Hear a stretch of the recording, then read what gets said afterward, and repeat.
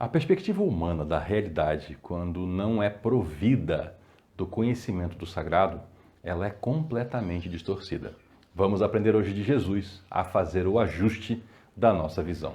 Olá, seja bem-vindo. Aqui nós estudamos a Bíblia.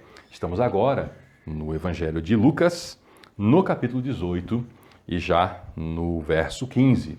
Jesus vem trazendo uma série de ensinos de parábolas, por meio de parábolas, e nesse momento, então, o povo também estava trazendo criancinhas para que Jesus tocasse nelas. Já percebemos aqui que Jesus era uma figura agradável e simpática, porque não se leva crianças para alguém que seja rude, alguém que trate mal as pessoas. Então, percebemos aqui características da personalidade de Jesus, não só do seu ensino. Só que quando viram isso, os discípulos repreendiam aqueles que tinham as crianças, que trouxeram as crianças. Por quê? Naquela cultura, a criança não tinha o valor que tem na nossa. É muito comum em culturas antigas e até culturas atuais, que ainda guardam certos modos, que a criança seja vista como um dia vai ser alguma coisa, agora não é nada. Então, criança fica de fora, não participa, não é recebida. Só que Jesus não era assim. E ele, então, ele chamou as crianças para perto. Veja que as pessoas do povo traziam as crianças. Jesus queria receber as crianças, mas os discípulos ficaram no meio repreendendo. Senhor, não, traz as crianças para cá. Deixem vir as minhas crianças e não as impeçam. Não ponham qualquer impedimento para uma criança se achegar a Jesus. Se você tem uma criança na família que está interessada nos assuntos da fé em Jesus Cristo, não seja você o discípulo que vai se colocar entre Jesus e a criança. Não as impeçam. Porque o reino de Deus pertence aos que são semelhantes às crianças. Digo a verdade, disse o Senhor, quem não receber o reino de Deus como uma criança, não entrará nele. O Senhor está falando que as crianças que eram vistas ali como sem importância, tinham características que os adultos devem imitar ao receber o reino de Deus. A criança recebe o reino de Deus com inocência, com alegria, com um genuíno prazer por estar com Jesus. Não pode se entrar no reino de Deus com segundas intenções, como alguns tentam entrar. Gente que busca o reino de Deus procurando uma posição social, procurando satisfazer a sua ganância. Aliás, isso é muito comum nos dias de hoje. Pessoas são chamadas para o reino com um apelo realmente às piores características do ser humano. Se apela para uma pessoa vir pertencer a uma certa comunidade para ter os seus anseios pessoais resolvidos, a sua vida financeira, a sua situação. Não é assim que se recebe o reino de Deus. Não é assim que uma criança recebe o reino de Deus. A criança não tem essas segundas intenções. Então, nessa sequência, um certo homem importante perguntou a Jesus: Bom mestre, o que eu farei para herdar a vida eterna? Estamos no capítulo 18, verso 18. Mas você talvez já tenha ouvido isso no capítulo 10, verso 25. Alguém se aproximou de Jesus e falou: Mestre, o que eu farei para herdar a vida eterna? Ocasiões diferentes, pessoas diferentes e respostas diferentes. Porque esse aqui, inclusive, fala assim: Bom mestre. Veja que alguém abordar Jesus como professor, como mestre, era muito comum. E Jesus nunca fez objeção a isso, ele, afinal de contas, era um professor. Alguém abordar Jesus como o salvador do mundo também acontecia e ele recebia isso. Nesse caso aqui do homem que chamou ele de bom mestre, ele começa fazendo uma repreensão, porque esse homem parecia estar querendo bajular Jesus. Porque se ele era um professor, então trate-o como professor, mas se ele é o salvador do mundo, trate-o como seu salvador. E o homem vem com essa conversa de bom mestre. Lá no capítulo 10, o homem falou só mestre. E Jesus falou assim: por que você me chama de bom? Por quê? Não há ninguém que seja bom, somente Deus. Então, você está me chamando de bom? Você está reconhecendo que eu sou Deus? É isso? Ou você quer apenas uma bajulação para um mestre? Entendeu o ponto? Não é que Jesus está se identificando como alguém que não é Deus. Não. Ele está se identificando como alguém que é. Mas esse que o chama, entende isso? Aceita isso? Está chamando ele de bom por quê? Veja que a bajulação nunca é bem vista. Você conhece os mandamentos. O Senhor afirmou, você conhece os mandamentos. E aqui Jesus escolhe alguns mandamentos. E dentre os 10 mandamentos, são muitos mandamentos na Bíblia, mas tem aqueles clássicos, os 10. O Senhor escolhe apenas aqueles que tratam da relação do homem com o homem. Não adulterarás, não matarás, não furtarás, não darás falso testemunho, honra teu pai e tua mãe. Aqui uma curiosidade para você, nós veremos isso quando estudarmos ainda o Êxodo, mas a tradução correta para o mandamento não matarás deveria ser não cometerás assassinato, porque essa é a expressão no hebraico. Como a gente trouxe para o português, assim como se levou para o inglês e para outros idiomas, o não matarás, isso gera muita confusão, porque na própria Bíblia tem casos de morte, guerras, por exemplo, legítima defesa. Na verdade, o mandamento se refere a assassinato, homicídio. Mas vamos aqui voltar para esse texto, Êxodo ainda vai ter o seu momento oportuno. Então, o Senhor falou esses mandamentos para o homem. E ele falou algo estranho aqui, a resposta do homem é: a tudo isso eu tenho obedecido desde a adolescência. Tudo, tudo, tudo. Estranho, né? Uma autossuficiência diante de Deus. Mas Jesus deixou o melhor um pouco mais para frente. Então o Senhor fala assim: falta ainda uma coisa. Veja que o Senhor não tratou aqui dos mandamentos do homem em relação a Deus.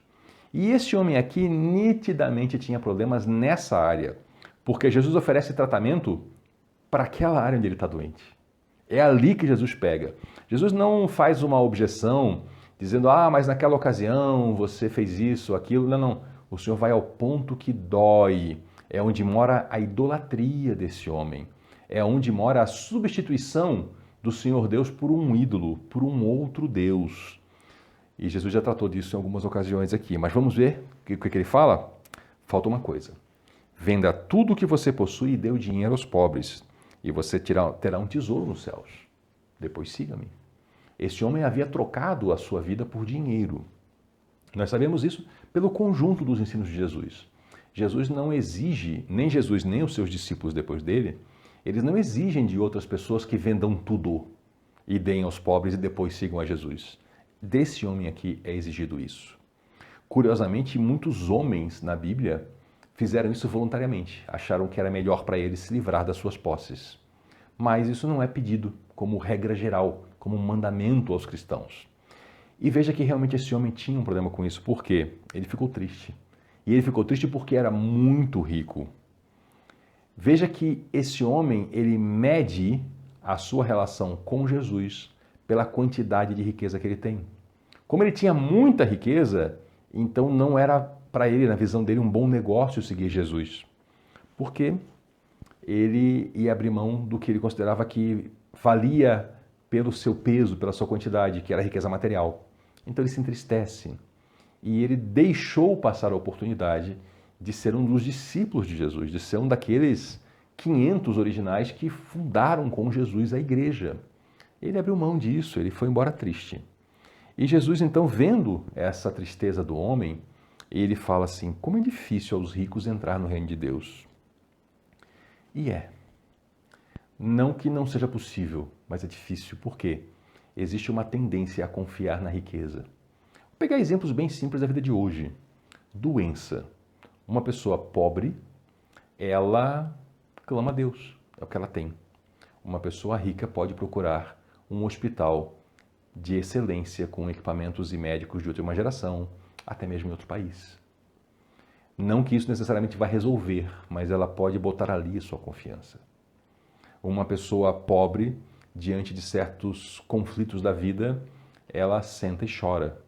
A pessoa com dinheiro pode ter a tendência a querer comprar soluções, contratando serviços. Diante de uma calamidade, uma tragédia da natureza, por exemplo, um ciclone, pessoas pobres perdem o pouco que têm e clamam a Deus por misericórdia.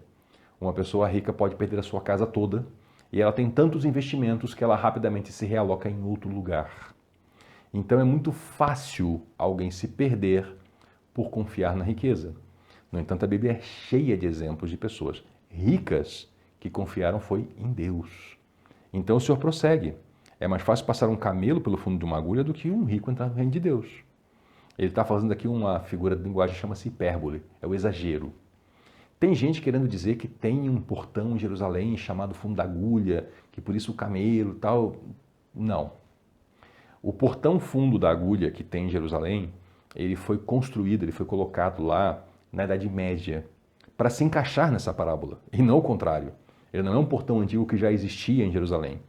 Então você está usando aqui uma figura de linguagem comum, uma hipérbole, um exagero, para mostrar, para que a pessoa entendesse, imaginasse mesmo uma agulha, um camelo. Não dá, o camelo não passa pelo fundo da agulha. E aí os que ouviram perguntaram, então quem pode ser salvo? Primeiro por causa do exemplo do camelo da agulha, mas especialmente porque havia uma crendice popular que se alguém era rico era porque tinha a aprovação de Deus. E com isso também se subtendia que quem era pobre é porque, na verdade, devia estar em pecado, né? Curioso como tem alguma pseudo-teologia moderna que repete isso, né? Que se você é salvo, você tem que encher os bolsos de dinheiro como consequência disso.